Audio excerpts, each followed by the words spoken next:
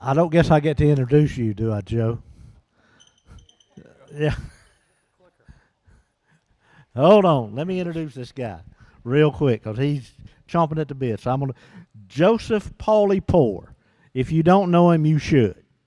Uh, he is the creator of this seminar, and the seminars for many years, and they 30 plus years, and I'm sure most people know Joe, but if you don't, he's the president of Pauly Jail Building Company since 1991, and a fifth generation family member to run the company. Joe currently oversees sales marketing at the company, where he increased sales from 20 million to over 200 million in a 6-year period, which has established Pauly Jail as one of the leading detention equipment contractors in the country. Joe Poor. I don't know who wrote that, but I think some of it's true at least. Okay, so today, I know a lot of you out here and some of the people that are on the web have probably seen my presentations over the years, and I always start off with, we call it the demise of the correctional industry or the consolidation of the correctional industry, and it's really important, I think, and I think Eric and Megan just kind of touched on it. You want to make sure before you go into building a correctional facility that you're going to be picking the right team, and by that I mean you've got to get the right architects who know correctional work. You've got to get the right construction management firms that know how to procure. And then you've got to find the right the manufacturers and suppliers for the detention equipment or mechanical, electrical, or plumbing. So real quickly, I'm just going to blow through this. Okay, if you go back, how do I do that? There you go. Okay, so as an example, in just the last 7 years, we've had major manufacturers have either gone out of business and closed their doors, or they've been purchased and consolidated. So no matter how you talk about it, we've lost plant capacity and production, all right? And if you look at and not only has it been with manufacturers, it's also been with the detention equipment contractors. I mean, there are a lot of architects and CMs here. I can remember not too long ago when Argyle Security was one of the largest construction management firms, DEC firms in the country, and then one day they closed. And I always tell people, okay, but what were they building when they closed? They were building your county jail. So, and you know corporations don't go bankrupt in a week, so somebody had to not have been doing their due diligence, all right? So that's what we're going to go through again today, and then of course in 2021 and even later, you see that a couple companies were purchased by Coastal Detention LLC, and then you can see and everyone realizes this coming up on just 2 years ago, they purchased R.R. Brink locking systems. So that then led to, and you heard that earlier today, Craig didn't touch on it much, but when that happened, that took out a lot of capacity for a lot of detention contractors. But then, as the industry always does, it comes up with new innovations and new technologies, and manufacturers who have the cranial capacity and the money step in and fill the void. So what you had was, you had Willoughby Industries start up a brand new lock division they'd never done before. Titan's Door Company came along and built a sliding door device they'd never done before. And then Mike and the guys here went out and bought Portland Hardware and and they started up their own manufacturing. So sometimes the voids do get filled, sometimes they don't, all right?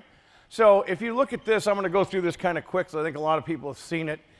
This is a map of the 1990s. These are detention equipment contractors that were in business. Now, what you don't see on there is that the size of the detention equipment contractors, most of them would have been, if they were here in business today, they would be the largest detention contractors in the country. But then they were gone, all right? Stewart Decatur was around for 120 years, closed their doors.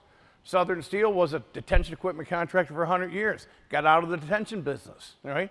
Normant Industries they were the largest detention contractor in the country, closed their doors, all right? So just like what Eric and Megan were saying, if you're not up to date on your due diligence, you're doing a disservice to the county or the state that you're working for. And I tell people all the time, it doesn't take much to do due diligence, which is kind of what I'm going to get to in a little bit. We're going to swerve over to what we like to call design assist. So I'll show you, look, we're here again. Here's the steel cell manufacturers in the mid-1990s. Here they are today. All right, and the thing about how much more work there is in corrections today than there was in the 1990s. It's tenfold. And yet we're 75% down on manufacturing capacity. That's something to think about if you're the county commissioners, or you're the sheriff, or you're the State Department of Corrections. Kevin had to think about that on Westville. That was part of what went into the whole process. They didn't take low dollars. They didn't take the worst bids. They went for quality and reputation and performance, right? And guess what? The job still came in under budget, and it's ahead of schedule. So I can go through all the manufacturers and look at it. There's the hollow metal companies from the mid-1990s. Look how many door companies there were, and then look at today. Right? So that goes for all the different things, right? So one of the reasons that we come up here and talk about this is almost what Eric and Megan were just talking about, is you need to find the right team. So if I'm the county commissioners and I know we need a new facility, and if you get a good program manager, they're going to help you with that information, but you still have to find the right architect, and then you've got to find an architect and CM that can work together. You know, we're on several jobs right now where the architects and CMs don't get along at all. I mean, it's terrible. They fighting all the time, and everybody's always pointing fingers. That's really the opposite of how you want to do it. So we're going to go to this and say, and there's another thing too, like when you go for the delivery methods, all right, you can go, as those guys mentioned, you can go a hard general contractor bid where you just take the low price. You can go to design build. You kind of still are going to get to a low price, okay? Or you can go to a CM at risk, which we probably think is the best way to go, and let the CM at risk put together a design assist team, all right? Which is kind of where I really want to get to. And when we get into the design assist portion of this today, if you have any questions on really about the constructability, how to put that all together, Jared Bailey, who's one of the owners of Pauly Jail, he's probably the leader in the entire country on how to put together design assist programs and how they actually work. People who know me, they're like, Joe, you're not really going to talk about construction, are you? No, I'm really not going to talk about construction. So if any questions come up when that comes up on the screen, Jared will need a microphone, Tony, and he'll be ready to go, all right? So this is a prime example of what can happen when you have a low general contractor bid. This is a job I think was in Tennessee not that long ago. The guy actually won the project, low bid the job, and put an advertisement out in the newspaper looking for prices 10 days later to get lower numbers, all right? So let's go to this, all right? Why do we think we need design assist? Well, I just went over most of the reasons, all right? There's a lot more work. There's a lot less capacity. There's a lot less manufacturing. So honestly, if you have a county jail here in Georgia, you really care what's going on in California? You don't, but you probably need to, because if there are projects out there that manufacturers or contractors are getting involved in, jobs that go to liquidated damages or claims or whatever, that could actually come back to affect you, which is why, once again, I think the only way to really do this correctly anymore is to get the right construction management firm, all right, and let him go out on qualifications and not price and pick his team. And I mean by that the mechanical, electrical, plumber, mason, and the detention contractor. And then everybody's on the same page to try to fix, kind of like what Megan and Eric were talking about, all right? So that's design assist in what we think the way design assist works. And we're on probably, I don't know, Jared, are we on like our 20th or 25th job now? 30 maybe? And they're all different size projects. Some have been as big as the Wayne County Jail. Others have been as small as the Hamilton County Jail. But the bottom line is, at the end of the day, I think the projects, the results speak for themselves. The project, they picked the right construction manager, who got the right architect who wanted to work. They wanted to all work together. We sat down as a team, and everybody came up with ideas. So all of a sudden, mechanical guys, contractors, looking at the drawings going, boy, this is over-engineered. We could probably save a lot of money by doing this, this, and this. And all of a sudden, everybody on the team is thinking about ways to save money, but not cutting corners on quality or security, but saving money, going modular on products, right? And next thing you know, millions of dollars come out of the budget, which a lot of times when you're on design assist, First thing you look at is a set of drawings. It's $15 million over the budget. All right, we're on a couple of those. We've got a couple examples of those right now, and I'll kind of let Jared go through these.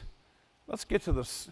Okay, here's probably one of my favorite case studies.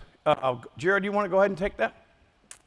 Yeah, so this was the Pasco County Jail in Florida, just north of Tampa, and it was a challenge. But Moss was the construction manager at risk with HOK, and you can see from the numbers here. Could have been higher savings, but the owners stuck with their original program. We came in 1.5 million under the original SD level budget. What's unique about it is the whole project was designed partially through COVID, so we held costs for almost a year and a half during the entire design process. Yeah. And not only that, not only did we save money, but the mechanical, electrical, plumbers, they all said, because I think this job was originally what, like 10 or 12, $15 million over the budget? I don't remember the exact number, Joe, but yes, like That they all sounds are. That sounds like a right answer. Okay, here's the second case study. This was a project up in Michigan, and Jared worked on this one as well. Yeah, so Saginaw County, it's a similar result. You bring all the stakeholders to the meetings, and you've got MEP contractors, precast, all your major critical subs allow you to make the right decisions throughout the design process, and basically design it and never go over budget. You're basically trimming the budget as you go through to work with the program. And then the third one, this is a whole different animal. This was an existing junior high school in the middle of Indiana. Yeah, this one's a little unique. So it was actually a build, operate, transfer project that Megan mentioned earlier as a delivery method, but it's a very similar approach. The developer hired a CM and it went CM at risk, and they brought in design assist partners. Right.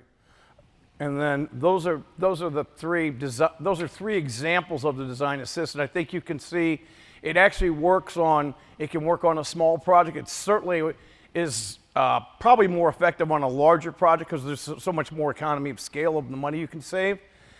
That's kind of the way we like to do things. I'll have open it up if anybody has any questions. Any of the construction managers want to ask me construction questions, which I think would be kind of hilarious, but go ahead. Let me guess, I gave another perfect presentation. Is that the end of the show? That's the end of the show. Almost, but you can wrap it up. I think you need to. Oh no, hold on. I have one more thing. Hey, roll that teaser from Westville.